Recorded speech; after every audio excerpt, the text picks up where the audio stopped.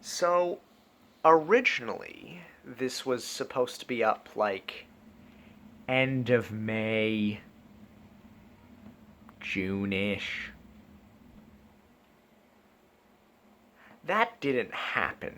Originally, this was going to be a skit about this video getting me called both a weeb and a furry, but that felt a bit too flippant to do, what with the whole disappearing thing. I'm not dead, by the way. I'm still alive, and there will be a video coming out that explains where I've been and what I've been doing and what my update schedule is going to look like in the future, which probably isn't going to make the algorithm like me very much, but, you know, life is life. In any case, thank you all for persisting with me for so long, and here's the video. My gosh, it feels like forever, ladies and gentlemen, but welcome back to the Yu-Gi-Oh! Gallery. My name is Nuke, and this is a script you've heard a few too many times at this point. In any case, you know the drill, scale from 1 to 10, 1 being god-awful, and 10 being balls-tighteningly good. Art and lore-related cards that unify together into a nice whole are like a lovely chocolate bar with several layers of lovely biscuit and caramel all unified together, and bad cards that do none of those are like a barbed wire bat to the delicates. This time we're looking at a deck that's bound to get me called a furry and a weeb, Yosenjus.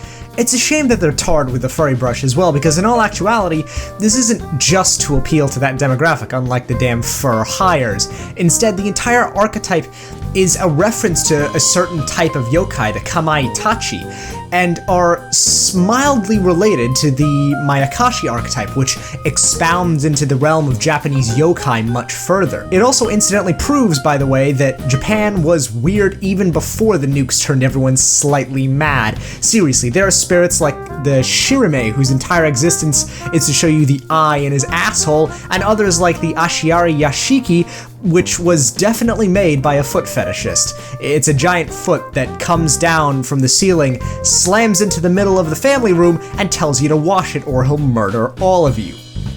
In any case, the archetype has quite a bit of lore surrounding it as well, with the monsters hailing from an isolated mountain village and occasionally descend from the top to ravage the lands below. Without further ado then, let's put on some Casa hats, take up our Mall Ninja katanas, and take a look at Yosenjus. The main theme of the archetype is most heavily embodied in Yosenju Kamas 1, 2, and 3. There's a lot to unpack with these cards individually, but they also share too many similarities for me to really review separately and feel like I'm not repeating myself, so we're doing all three at once. They're all Kamai Tachi, a type of yokai that takes the form of a weasel riding around on a razor-sharp whirlwind that slashes at enemies. In this case, though, it's not so much the wind slashing it as their giant fuck-off swords and sickles. In any case, they all have great effects that mirror both the wind attributes and their origin as yokai, coming down on a massive swarm like a wave of wind, as well as the bounce and return effects being an effective homage to the mechanism that most spirit cards have.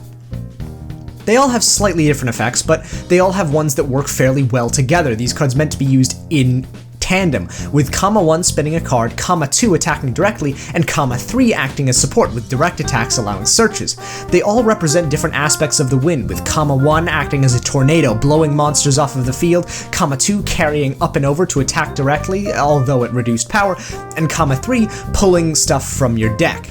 It's also a reference to the Hida Province's Kamaitachi stories, with the first brother knocking you down, the second cutting you, and the third putting medicine on your wounds, as can be represented in the art. The art for these, by the way, is all really nice, but I like Kama 2 the best, and Kama 3 is by far the worst. They all have a really great idea in that the poses that they have are all connected to the background using these black ink-like brushstroke designs, with Kama 1's curving up with him, Kama 2's highlighting his slash and his general movement, and Kama 3's also covering up to show the underhand blow. Of all of them, though, Kama 3 is by far the weakest, and I think a more focused swirl either on the shell full of medicine in his hand, which is meant to represent his tending to your wounds, or the sword, which he's using to slash, would have helped. At the moment, though, the focus from the art seems to be on his knee, which is just unfortunate. In any case, all of these cards are excellent, 2 taking it over 1 with the addition of the cloak movement, which adds a nice offset to his body. Kama 2 gets a 7 out of 10. It's a great card overall, and I really like it. Kama 1 gets a 6. It's above average, mostly due to its strong theming rather than anything particularly interesting in its art, and Kama 3 gets a 5. The lackluster art in this case does drag it down, even though it retains the strong theming of the other two. They are all good cards though, and share in the strength of the theme, which we'll see continued in the rest of the archetype. Yosenju Kodam, unfortunately, removes a lot of that goodwill, mostly by its effect having almost no connection to the monster it's supposed to be based on. Kodama, to simplify, are basically Japanese dryads, nature spirits that inhabit old or sacred trees and are usually marked out by special ropes.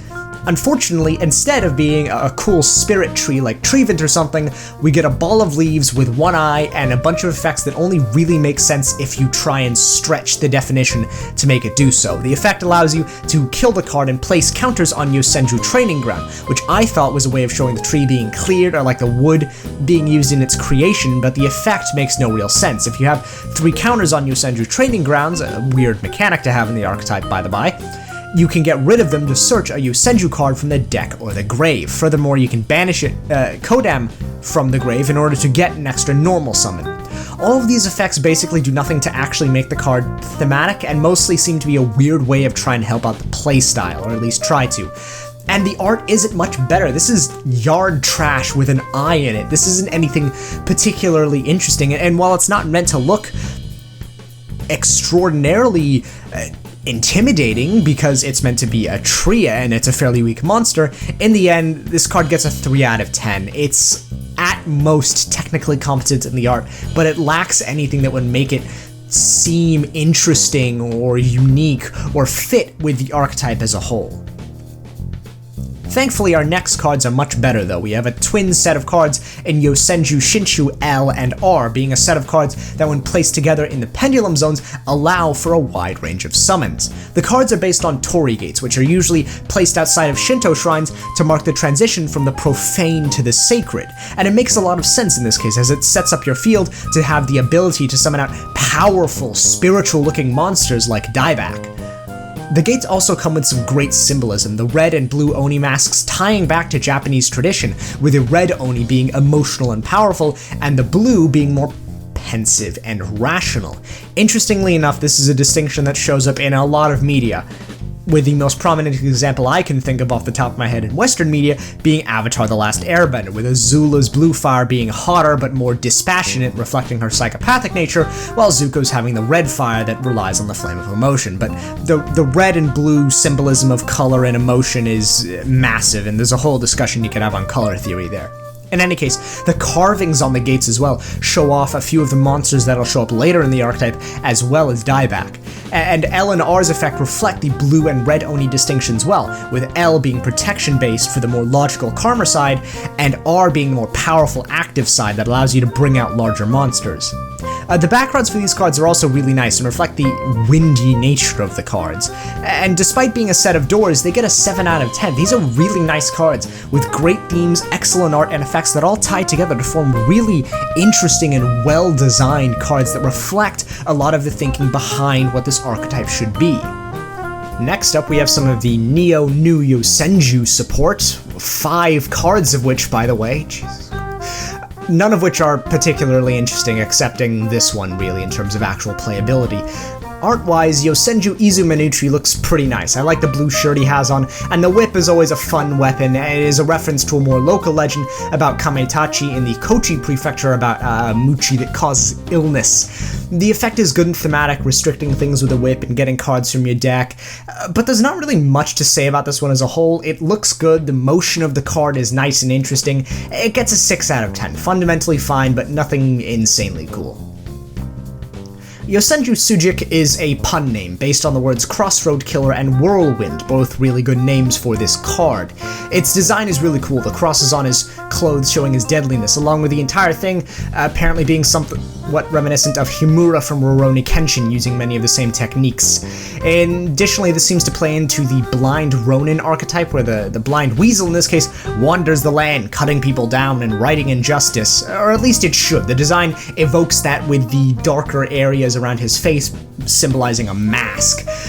But I don't think he's actually blind. I think we can see his eyes in another card, but it's also a bit rough to see. In any case, that idea for a card is actually really cool, and I would like to see it done more in other monsters or explored in other archetypes. Because in this one, it's competent. Again, I like the colors, there's nothing particularly inoffensive about it, but it also lacks anything that really makes me sit up and take notice. In the end, it's another 6 out of 10. It's a good design and effect, but not much else.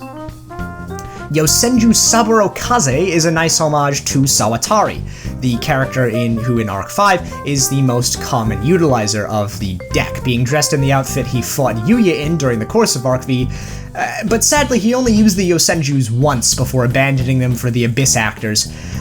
This card, however, as I said, is dressed in the same way as Sawatari was, with the cloak, the Kasa hat, and a blue kimono, and poses similarly to his pose throughout the series, being the whole, punch up into the sky thing. I like this card, and it has good connections, once again being a Kamatachi, and the outfit fits the traditional Japanese theme of the deck. Its effect continues a theme of the archetype having pseudo-spirit bouncing, and it allows you to fetch cards from the deck. It's nice overall, the background fits, the colors work, so it just gets a 6 out of 10. Nothing too interesting here, but once again, nothing too bad, and fitting in with the theme of the archetype allows me to bump it up to a higher grade. Yosenju Magat, on the other hand, looks amazing. Clearly meant to be a dark Yosenju monster, it matches the archetype well, being a pure beast type as opposed to a beast warrior. The design calls to tropes of a mad monk with all the robes and the large prayer beads helping to emphasize his emaciated frame, and the crazily designed sickle sword he has also emphasizes his insanity, the odd curves to it, making it seem more dangerous to the wielder than to his opponent at times. The monster is also very thin with a tightly lashed robes showing his malnourished frame, and with a gaunt, insane face and the large prominent fangs all help to try and emphasize his insane, crazy nature. Furthermore, the lashed cords around his waist act as something to help show off his movement, and the background is different, firstly in color but also in direction, the wind strokes seeming to be more straight and cutting than the swirls of previous cards. Sadly, the effect is fairly generic, merely bringing about other cards out of your deck rather than a battle effect that would fit its insane combative nature much better, and additionally, that fat stupid level 6 means that it's a pain to normal summon. In the end, I can't give this card more than a 6 out of 10. The art is excellent, I really enjoy it. The way he's posed, arms back and cackling, is great to see, and I love the personality that it shows off, but the lackluster effect merely brings it down to the same level as a lot of the other cards. Yosenju Misak goes a lot in the same design-wise as Magat, but sadly to the detriment of the card's name. It's a reference to Yama Mizak, which are disembodied heads that float around on the winds and cause pestilence if you get in. This design, however, is just a big weaselly boy with a monk's outfit and what looks like a rip-off Tensu Zangetsu. The design is nice, the blue of the clothes differentiates it from Magat along with his massive size, barely showing any background to the card, with the wind exploding behind him conveying his power, but in the end, I would have loved to see something along the lines of a disembodied weasel head flying around crazily with a knife in its teeth. The stance, however, is also different, going back to its contrast with Magat being hand first instead of leading with his weapon like Magat. The effect is really nice, the battle-oriented effect being what Magat should have has, and the reward for pendulum summoning is a nice touch and reflects a difference from Magat, which required a normal summon to its detriment.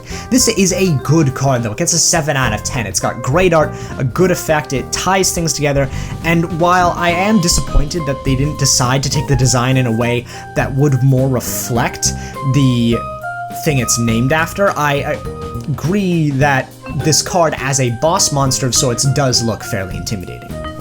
Yosenju Oyam is a reference to various mountain spirit yokai, but most specifically, apparently, the Yamabiko. Unfortunately not reflected into the design, because the Yamabiko were supposed to be weird dog-monkey crosses, which sounds like something either out of a furry's worst or best dream. This just appears to be a possessed mountain. Its presence in the archetype makes sense, as the Kamaitachi supposedly live on the mountain, and a mountain being a spirit in and of itself is a really nice touch, and seems to be this cool thing where like, oh, turns out the mountain was a spirit the entire time and it can harm you. has some interesting elements that I like seeing in it.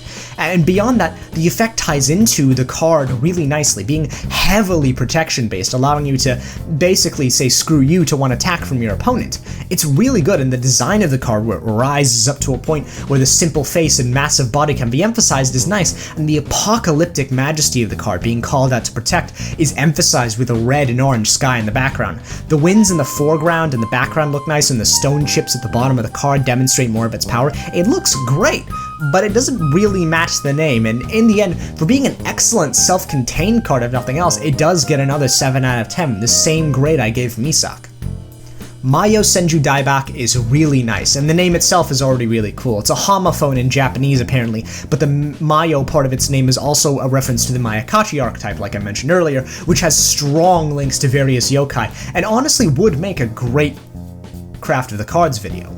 It seems to be an upscaled weasel made purely out of wind and thereby the purest Kamaitachi. The design is excellent, the nice green of the wind bracketed by the whirls of inky black, giving it both definition and something to break up its form, and the red eyes are excellent as a touch, and the card looks imposing, which it should as a massive 3K body. The effect is also really nice. If special summoned by Pendulum, it spins 2 monsters off the field, being a powerful Tempest that allows for a greatly reduced field for your opponent, and when placed in a supporting role as a Pendulum monster, the winds it produces helps other monsters to attack harder with an attack boost. It's a really nice carding. It's an 8 out of 10. It reflects a lot of the good thematic things about this archetype, acts as a really imposing true boss monster, and overall is a great card. My Yosenju, oh boy, I'm gonna butcher this pronunciation, Hitosume no Miraji, fucking hell, that was atrocious, is one of the new batch of support that has quite a few effects, and is part of Konami's ongoing effort to fix archetypes they left kind of gimped by giving some of their cards massive walls of text. The design is good as well, though. I couldn't find a reference to a one-eyed dragon in Japanese mythology outside of a historical figure whose nickname was the one-eyed dragon. While dragons are numerous in yokai, the closest thing I could find to a one-eyed one is Shokuin, an ancient deity-like figure that lives on a mountain and causes day and night by blinking. The closest thing about this one was that it's a red dragon and lived on a mountain. But in any case, the design for this card is good, being very similar to dieback, which is this supposed to be the opposite of, considering the pendulum scale, and with the red, windy Chinese dragon-like body contained by the inky black outlines. The wind attribute is fitting with the archetype and kind of works with dragons overall, as they're normally associated with water, but wind does combine well with water, and they're supposed to be like storm gods sometimes, so it can be a bit flexible. The background is slightly disappointing though, and you can't see much of that, but the destroyed house is kind of meh, and it doesn't really fit with the background of a lot of the other cards. The pendulum effect is just scale manipulation, and the monster effect is a mixture of dieback's pendulum and monster effect, but less effective for it. It only spins 1 card back in exchange for a 500 attack boost to all of your monsters, and I can assure you that most people would have taken the other card spin. It works well enough though, and for the great art and good effect, it'll get the same grade as dieback, an 8 out of 10. Moving on to the spells and traps, the first one I want to look at is Yosenju Training Grounds. It's a nice card overall, showing the training ground bounded by Shinshu's L and R, and with Kama 1, 2, and 3 in the background training together. And the inky black wind swirling around the place looks nice, and overall it's designed well. But the effect is weird. It looks... it's a counter-based effect in an archetype that has had no reference to counters. The most I can think of is that it's supposed to be a reference to the 6 Samurai archetype, with Gate of the 6 being a similarly counter-based one, but that's no reason to try and link so many of these archetypes together. It's a really strange card, and honestly can only get a 6 out of 10 on the strength of the art alone. Yosen Whirlwind is a really nice card, referencing a specific type of whirlwind that carries up horses and kills them when they get on their hind legs in Japanese mythology. It looks really awesome. The clouds and wind are represented in more traditional Japanese method, and the card in general just looks great. The effect helps a lot to make this card cool, showing how disorienting the wind can be for your opponent, reciprocally returning cards to your opponent's hands whenever you go back, but also showing the Yosenju's familiarity in acting within the archetype, helping to to bounce cards back to your hand, and the opponent's inexperience at dealing with what would be a totally alien playstyle if these cards were actually being summoned. It gets a 7 out of 10. It's a great card overall, some strong thematic elements and good art make this card well above average. Yosen Wind Ritual is another one of their new cards, and it's weird. It shows off one of the new cards, Izuminuchi, conducting the ritual. By returning 3 Yosenju monsters to your hand, you either get to draw 1, 2, or nothing until you have 5 cards. In a lot of ways, this is beneficial, bouncing cards back into your hand in order to gain advantage, but the reliance on returning 3 every time limits its playability, and most of all, its consistency. The effect is a bit strange, but kinda makes sense, going back to the mountain to conduct a ritual to gain more power, but it's a bit out of left field. I would have thought these cards would be more focused on either supporting your own monsters so they can deal more damage, or supporting the pendulum archetype, but it's just not really there. The art is decent, the ritual being shown by the red sky above, which matches very well with all the black ink winds, but in the end, it's a 5 out of 10. The lackluster effect, but decent and unexceptional art makes it a perfectly average card. Yosenju Divine Mountain Winds is really nice, giving a playstarter if you control no monsters, which is likely for Yosenju starting their turn, as most of their monsters return to their hands after they've left. It allows you to get both a high-level monster and Shinchu's L and R to help pendulum it out, and the destruction effect isn't even terrible for Yosenju's, because you can just bounce Shinshu L and R to protect them that way. The art is also really nice, the divine gates descending from the heavens to facilitate the summoning of Yosenju cards, and the pale pink and purple background is a really nice touch to help these cards be more colorful and interesting. It gets a 7 out of 10, it's a really nice card. Moving on to the traps, we'll start off with another new card, Yosenju's Weaselblade Wind, which makes a lot of sense thematically, showing 2 monsters in your hand, in this case represented by Saburo Kaze and Sujik, and spinning a reciprocal number off the field. The art reflects this as well. The 2 types of wind shown reflect the 2 cards, and sadly, the green background lacks something for me, and the bright flash in the center really lacks purpose in terms of anything actually happening with the card. I think a cooler card would have been them just having leapt past something to do the whole slash too fast for the opponent to see nonsense, but this one is just mildly disappointing. It gets a 6 out of 10, decent and above average, but unexceptional. Dizzying Winds of Yosen Village is really cool. It only activates if you have a sufficiently powerful Yosenju on the field, in this case, the Winds of my Yosenju dieback, and allows you to spin monsters on your opponent's field back into the deck when they get spun. It's the most interesting part of the card, the name referencing the confusion of being in a massive whirlwind, and the familiarity of Yosenju monsters and navigating it, where opponents' monsters can't even find their way back to the hand and just make their way back to the deck. The art looks great as well, the traditional elements of the card creating a really nice card to look at, and something I would love to see explored further in a lot of Yu-Gi-Oh's aesthetics. It gets an 8 out of 10, it's a really strong card overall, and it really does reflect a lot of the best elements of the archetype. Yosenju's secret move is Spell and Trap Hate that shows off the Kamai Tachi myth, where commas 1, 2, and 3 attack your opponent. It's decent overall, and the background and composition of the card are nice enough, with the curve implying their position in the whirlwind, and the vicious nature of the cards being shown in their faces. However, this does get a 6 out of 10. Once again, a decent enough card that does the job that it's needed, so it gets a barely above average grade, only being rescued by its ties with the other thematic elements of the archetype. Overall, I have to say, Yosenjus are a really nice archetype. I enjoy a lot of their thematic elements and how they all tie together to reference this one particularly interesting Japanese myth, and their aesthetics are lovely. I love how so many of these cards have elements of traditional Japanese art in them, and I would love to see further archetypes done with this, and no, Cardians do not count for that.